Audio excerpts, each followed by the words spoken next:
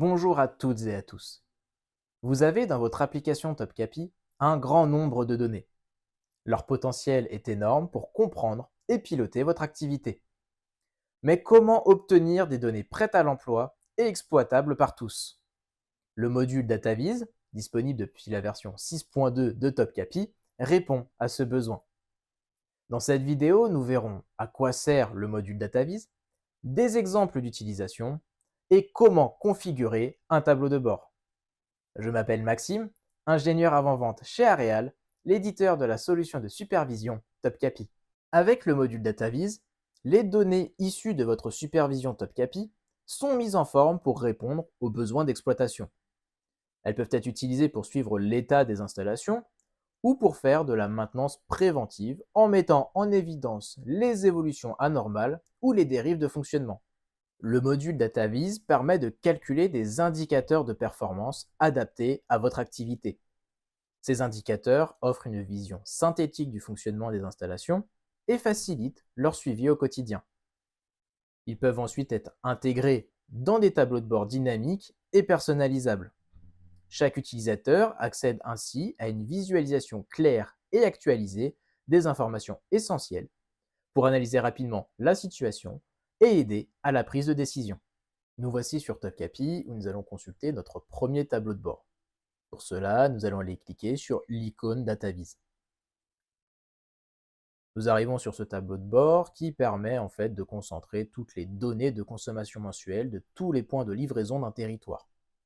Nous avons ici une représentation sous forme de tableau, sous forme de camembert ou sous forme de bar graphe. Nous avons la possibilité d'avoir des filtres, donc là nous avons les filtres par secteur, par sous-secteur, par point de livraison et par dimension de canalisation. Nous avons aussi la possibilité de faire des filtres temporels, donc là nous avons une année complète, les 6 derniers mois ou les 3 derniers mois.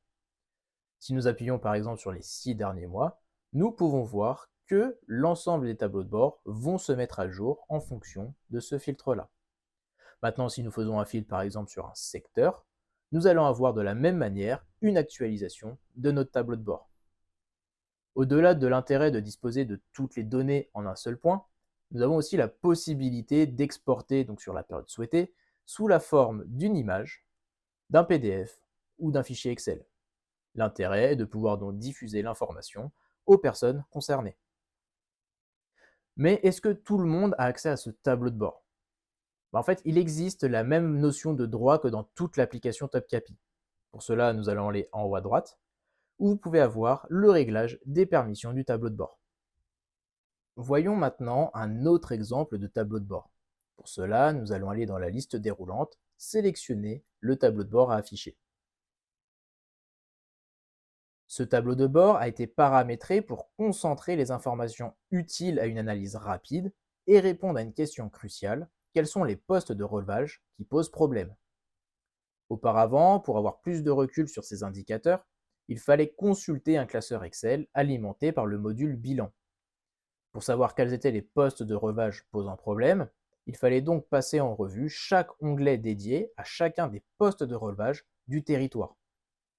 Nous avons transformé les indicateurs temps de marche de la pompe 1 et temps de marche de la pompe 2 en un seul indicateur de performance. Le module DataVis permet de réaliser des calculs entre plusieurs indicateurs. Dans notre cas, on présente un ratio de temps de marche en divisant le temps de marche de la pompe 1 par le temps de marche de la pompe 2. Une fois ce nouvel indicateur calculé, nous pouvons le représenter dans un bar graphe de type top 3 des postes de relevage. Dans notre exemple, nous n'avons que 5 sites, mais si vous en aviez 50 par exemple et que vous souhaitez afficher un top 10, il n'y aurait qu'un seul paramètre à modifier. En complément, le widget en bas à droite permet de prendre en compte un autre indicateur important, à savoir la part de chaque poste de relevage dans l'activité globale. Voyons maintenant comment configurer un tableau de bord. Pour commencer, il faut s'assurer que la configuration du module bilan est faite de telle manière qu'il puisse générer les données alimentant notre tableau de bord. D'ailleurs, nous avons abordé les bilans dans l'épisode numéro 10 de TopCapi Inside. Je vous invite à visionner la vidéo si ce n'est pas déjà fait. Donc nous allons aller dans Outils, puis Configurateur bilan. Vous retrouvez ici la liste des bilans qui sont présents dans notre application TopCapi. Nous allons cliquer sur Production 1. Dans la partie Génération des fichiers, il faut s'assurer que la case Fichier DataVis est bien cochée. Ensuite, nous allons aller dans les paramètres dédiés au fichier DataVis. Et vous pouvez voir ici que vous avez la possibilité d'enrichir le contenu des fichiers DataVis avec par exemple les champs attributs de TopCapi pour réaliser des filtres pertinents par la suite. Nous allons revenir en arrière pour aller voir le bilan production 2. Dans la partie source de données DataVis, vous pouvez voir un exemple où nous avons coché des champs supplémentaires. Nous allons maintenant créer notre tableau de bord. Ce que nous allons faire, c'est l'histogramme que nous voyons ici. Pour cela, on va cliquer en haut à gauche sur les 3 petits points pour pouvoir appuyer sur « Nouveau ». Nous aurons un titre à saisir et nous allons sélectionner la source de données. Nous arrivons donc sur notre tableau de bord vierge, nous allons rajouter un widget et dans notre cas, c'est le graphique qui va nous intéresser. Comme nous utilisons un fichier de données DataVis qui n'a pas été enrichi, pour ajouter les valeurs, nous allons devoir le faire un par un.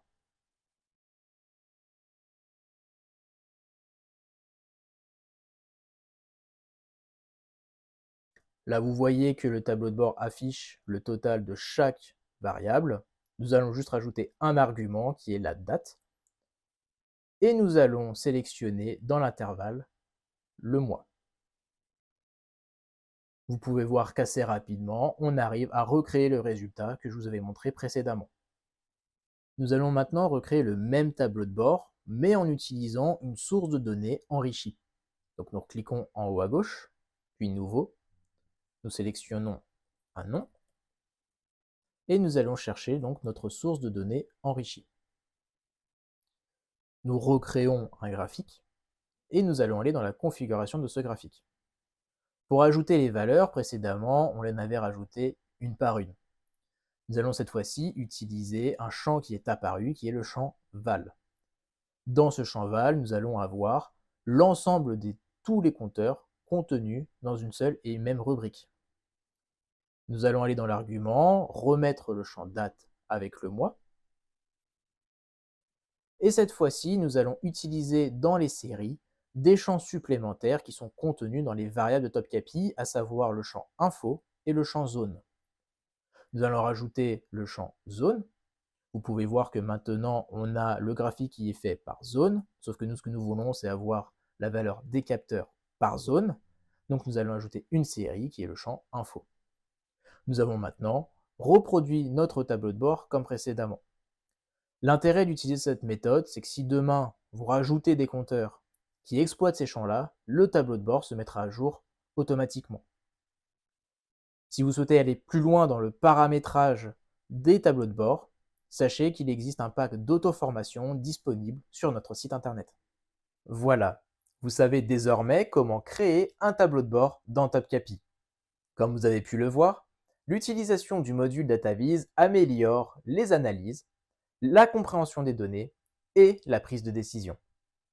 Si vous avez des questions ou que vous souhaitez en savoir plus, vous trouverez un lien vers notre site internet dans la description.